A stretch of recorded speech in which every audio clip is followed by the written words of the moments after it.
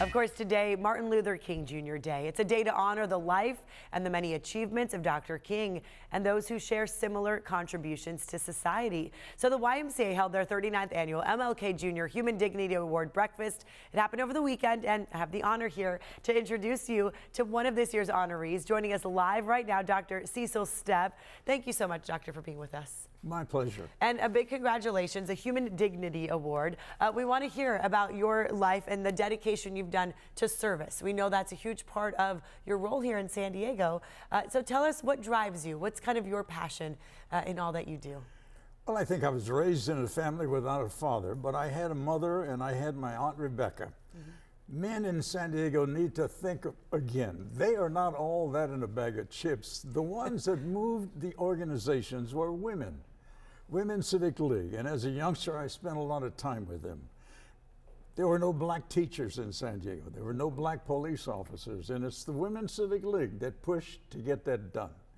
And so I honor them, and I think my Aunt Rebecca was kind of the backbone to help me move in the direction that I moved into. Okay. Paying respect to the women in your life. That's a beautiful thing. Thank you very much for that.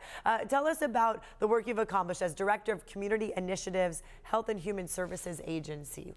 Well, I start first with the probation department. Okay. I spent 12 years there as the chief. Then I went over and I began doing things about, I was bothered with welfare and people being stigmatized, not given the opportunity to move from that place of not having anything to developing something. And so it was my concern that if there was a way I could help the community see the population on welfare in a different light, then that was something I felt compelled to do. And right now, the work that you've done, you've seen success, and I think San Diego's better because of it, and that's part of why you've received this award. How does that make you feel to know the impact you've had? Well, it really kind of intrigues me every time I think about it, because I didn't do it to be recognized. Right. I did it for another purpose. But being acknowledged is something that after all these years, as I turn 91 at the end of the month. No way. Wow. No way. I need whatever you're having, because that's incredible. I came to San Diego when I was a year old, and I only left for the 4 years that I was in the Air Force. Okay. So I've seen San Diego, a small hick town, develop into a large hick town, who still has some country ways and some things that we need to keep working on. And the Human Dignity Award is another one of those opportunities for me to say thank you for allowing me to do the things I've done.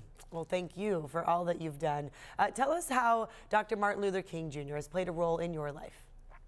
Well, I think he's been an example of you can do anything if you have the energy, the strength, and the capacity to do it. And I always think of him because he started with nothing and wound up being a leader in the world with compassion, working toward people in need. I think of him as just another example of what's possible. Wonderful. And certainly has inspired so many of us to be better people.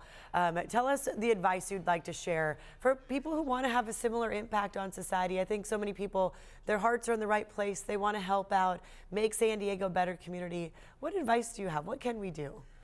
Keep doing, keep thinking, and every time you have an opportunity, make something you believe in happen.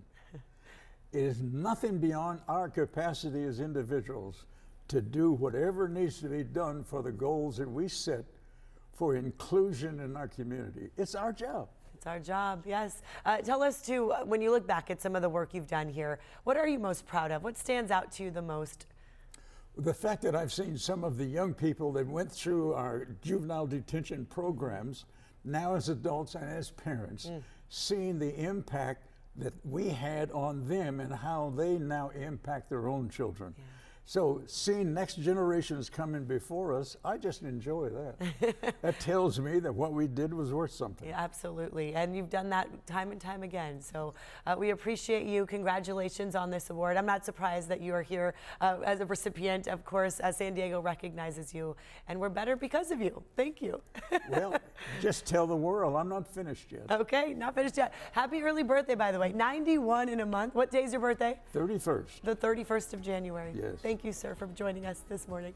And congrats. It was a pleasure to see you. Thank you very much. All right, we'll be right back. We're going to have a check of your headlines and your forecast, so keep it right here.